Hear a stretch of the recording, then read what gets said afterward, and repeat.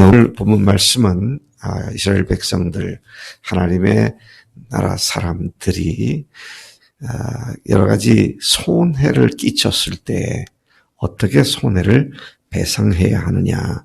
손보법이죠. 손해배상법입니다. 손배법입니다. 제 8계명에 보면 도둑질하지 말라. 제 8계명의 세칙이라고, 세부사항이라고 말할 수 있는 말씀이 됩니다.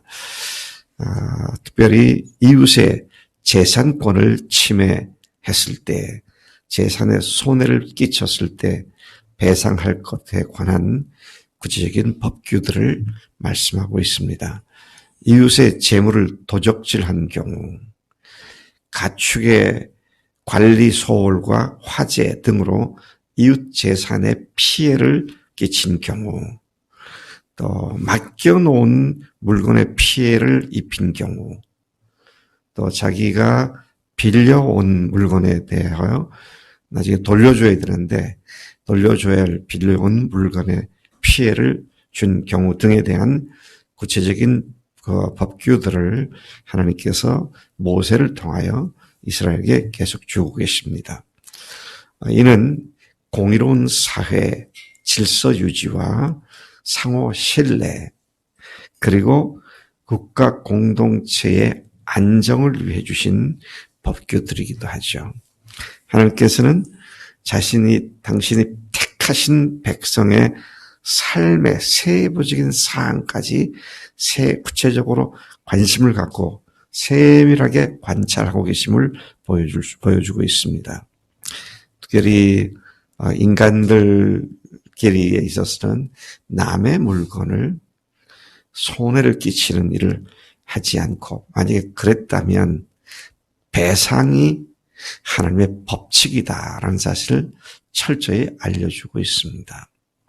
그럼 우리가 살아갈 때 하나님이 하는 이웃을 향해서 어떤 잘못을 행하면 그거로 말미암아 손해가 발생을 하죠. 그럼 손해가 발생하면 하나님은 그것을 철저히 배상하라는 겁니다. 말로 미안합니다. 끝날 게 아니라 배상하라. 그런 원리를 철저히 가르쳐주고 있음을 봅니다. 근데 무조건 문제가 생기면 배상하라가 아니라 여러 케이스들을 구분해가지고 이럴 경우는 이렇게 하고 저럴 경우는 저렇게 하라.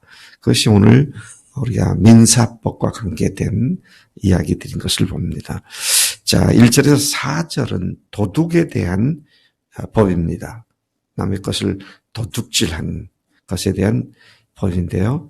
남의 소나 양을 훔쳐서 잡아먹거나 팔아버리면 소 한 마리에 5배를 배상해라. 양의 경우는 양 한 마리에 4배를 보상해라.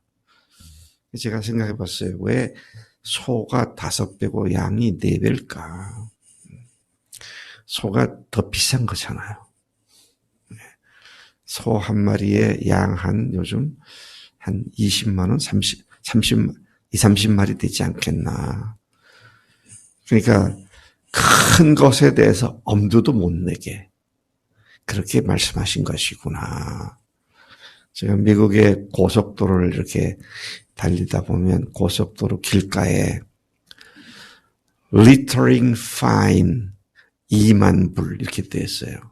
littering이 뭐냐면 쓰레기를 투척하는 것만. fine은 벌금이잖아요. 쓰레기를 고속도로 주변에 투척하면 2만 불의 벌금이 부여된다고 하더라고요. 제가 저건 뻥이지. 그런데 아니에요. 실제로 잡히면 그렇게 됩니다. 미국 법이 무섭더라고요.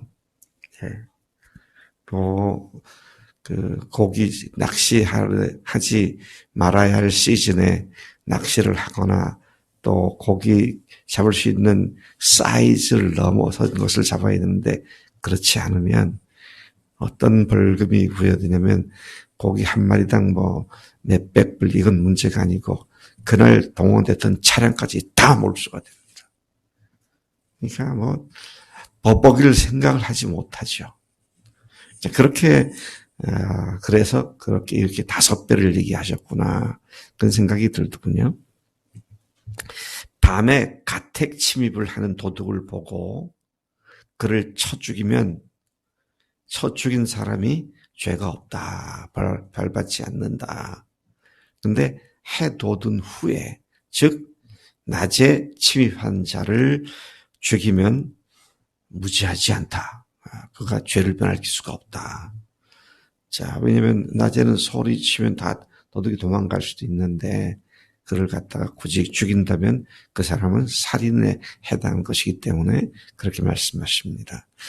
도둑질한 사람은 반드시 배상해야 한다. 배상할 거 없으면 자기 몸을 팔아서 그 도둑질한 것을 배상해라.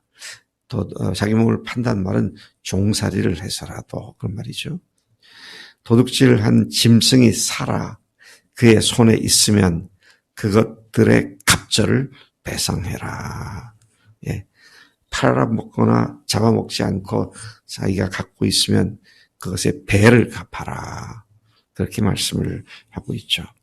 5절, 6절에 보면 농작물을 해친 것에 대한 배상에 관한 법도 말씀하고 있습니다. 자, 여기도 보면은요, 2가지 경우를 이렇게 구분해서 말씀하고 있는데, 첫째는 밭이나 포도원이나 그런 곳에서 짐승들을 방목하다가 남의 밭에서 농작물을 먹게 됨으로 말미암아 손해를 끼치면 그 임자는, 그 짐승의 임자는 자기 밭에 가장 좋은 것과 자기 포도원에 가장 좋은 것으로 배상해라. 그런 말씀을 법을 주고 계시고요. 2번째, 불을 붙여서 그게 실화가 돼요. 그 불이 가시나무로 옮겨부터 결국 곡식을 거두어 쌓아둔 낫가리라 그러죠. 낫가리. 그 곡식 더미나 또는 아직 수확하지 않은 작물들이 있는 밭을 불태우면 처음에 불을 놓은 자가 다 반드시 배상해라. 그렇게 말씀하고 있습니다. 계속 배상에 대한 얘기가 나옵니다. 또 7절부터 15절까지 보면 남의 물품을 맡았다가 또는 빌렸다가 그것들을 잃어버렸을 때 배상을 어떻게 해야 하느냐 하는 것을 또 여러 케이스별로 하나님께서 말씀하십니다. 이 법에는 적어도 3가지 케이스가 있는데요. 첫 번째는 자신이 누군가로부터 그의 물건을 맡았다가 도둑을 맞았을 경우, 남의 것을 맡았었는데 그것을 도둑 맞았을 경우, 그럴 경우에는 그 물건을 훔쳐간 도둑이 잡히면 그 도둑으로 하여금 갑절을 배상하게 해라. 또 2번째 경우는 도둑이 잡히지 않으면 남의 물건을 맡은 자가 의심을 받게 될 수밖에 없다. 자, 그래서 그는 재판장 앞에 가서 자기가 이웃의 물품을 손댄 여부를 조사받아라. 그리고 3번째 경우에 없어진 것들, 예를 들어 소나 낙이나 양이나 의복 또는 다른 기타 물건들에 대하여 이것이 그것이다 하면 양편이 재판장 앞에 나가 재판을 받고 도둑으로 판결받은 자가 그 상대편에게 갑절을 배상하라. 참 세부적으로 말씀하고 있죠. 또 크게 또 다른 경우를 말하고 있는데 두 번째 경우는 이웃에게나 10절입니다. 낙이나 소나 양이나 다른 짐승을 맡겨서 지키게 했지만 그 위탁받은 것이 죽거나 상하거나 끌려가도 첫 번째, 그것을 목격한 사람이 없으면 11절 맡은 자가 이웃의 것을 손대지 아니하였다고 여호와께 맹세하고 또 맹세하면 그 임자는 그대로 믿어주며 배상 책임을 지지 않는다. 그러나 두 번째 케이스는 12절에 나옵니다. 그 맡은 사람이 자신이 맡은 것을 도둑 맞았으면 그 임자에게 배상해야 한다. 자기의 실수로 그렇게 된 것이니까 배상을 하라는 겁니다. 책임을 지라는 거죠. 그리고 세 번째 경우는 13절에 나오는데 만일 짐승이 어떤 맹수나 가시덤불이나 기타 이유로 인하여 찢겼으면 그것을 가져다가 증언할 것이요 그 찢긴 것에 대하여는 배상하지 아니한다. 자, 그건 그 맡은 자가 악한 의도를 갖고 한 것이 아니기 때문에 짐승에 의해서 또는 기타 이유로 찍힌 것에 대해서는 배상할 책임이 없다. 그렇게 말하죠. 그 다음에 이제 또 배상과 관계된 세 번째 큰 경우를 보는데요. 남의 것을 빌려온 것이 그 빌려준 임자와 함께 있지 않을 때에 죽거나 상해를 입을 경우에는 그것을 빌려온 사람이 배상하라는 것입니다.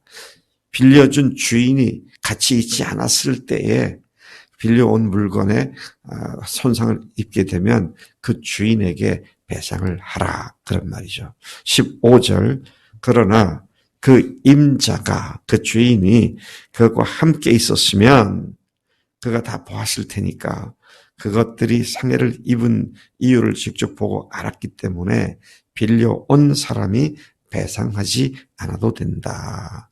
빌린 것에 대한 그가 세를 냈을 것인데 그 세로 충분하다.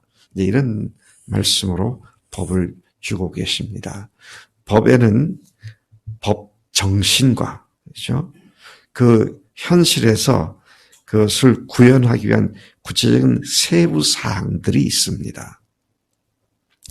구약의 율법에서도 도덕법, 시민법, 형법, 민법, 제사법, 제의법들의 세부 조항 뒤에 뭐가 있느냐? 항상 그 법규들을 만든 정신이 있습니다. 법 정신이 있어요. 그래서 그 법 정신을 살펴보는 것이 굉장히 중요한 일이기도 합니다. 구약의 율법, 신약의 복음, 이 모든 것은 천지를 창조하신 하나님께서 우리를 구원하셔서 우리가 선하게 살며 하나님의 뜻을 이루기 원하시는 하나님의 사랑과 공의의 뜻을 구속의 역사 속에서 각 시대에 맞게 규정해 주신 것이죠. 제가 어제도 그런 말씀 드렸습니다마는 이는 이로, 눈은 눈으로, 또 뭡니까? 된 것은 된 것으로 다 같은 똑같이 보복하는 그런 법을 주셨다. 근데 그런 거 보면은요, 아이고 하나님 좀 너무하시다 이렇게 철저히 이렇게 다 보복해야 되나? 근데 다른 각도에 생각해 보니까 그게 아니더라고요. 예, 자기가 오른밤을 맞으면 나는 상대방의 오른밤, 왼밤 다 때리고 싶잖아요. 그러니까 이는 이로 그쳐라 하는 겁니다. 최소한을 얘기하는 겁니다. 더 악하게 하지 않도록 하기 위한 그런 의미죠. 자, 오늘 성령님께서는 오늘 우리에게는 아예 성령의 법을 따라 사는 그런 삶의 원칙을 주셨습니다. 그래서 주님께서 말씀하시기를 뭐라고 말씀하십니까? 원수를 저주하지 말고 사랑하고 축복해라. 이것이 성령으로 사는 사람들에게 가능한 일이고 또 반드시 그렇게 해야 할 사람이죠. 여전히 육신의 관계 속에서 내가 내 생각 갖고 노력해서 산다면 절대 불가능하죠. 성령님을 쫓아 살 때 성령의 법이 우리를 자유케 했기 때문에 그 어떤 것에 속박되지 않고 자유함을 가지고 다른 사람들도 자유케 하는 그런 말씀을, 그런 내용을 우리가 확인하게 됩니다. 오늘 말씀에서는 배상을 말하고 있습니다. 참 재미있는 비교라고 생각되죠. 이렇게 했을 경우 그 사람은 죽임을 당하지 않는다.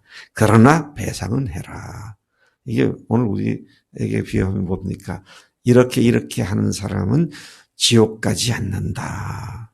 그러나 끼친 손해는 반드시 배상해라. 그런 말씀이에요. 그건 지옥, 천국 이런 문제가 아닙니다. 그런 것은 아닌데 배상을 할 필요가 있다. 참 하나님의 원칙과 법칙은 예나 지급이나 똑같다. 그래야 공의가 실현되기 때문이다. 하나님 아버지 감사합니다. 이 아침에 그 옛날 모세를 통해 주신 말씀이 그 법들이 오늘 그리스도 안에서 완성된 것을 봅니다. 하나님 공의로운 사회 속에 영혼들을 사랑하는 삶이 오로지 성령 안에서 가능함을 고백합니다.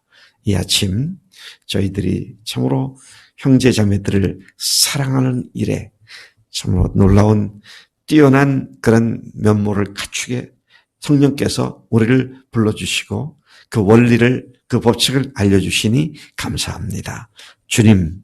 주님께서 성령님께서 우리로 그렇게 하게 하시니 감사합니다. 오늘도 성령님께만 순종하여 주님의 사랑의 법을 이루는 우리가 되기를 소망하오니 역사해 주실 줄로 믿습니다. 감사합니다. 예수님의 이름으로 기도를 쌉나이다. 아멘.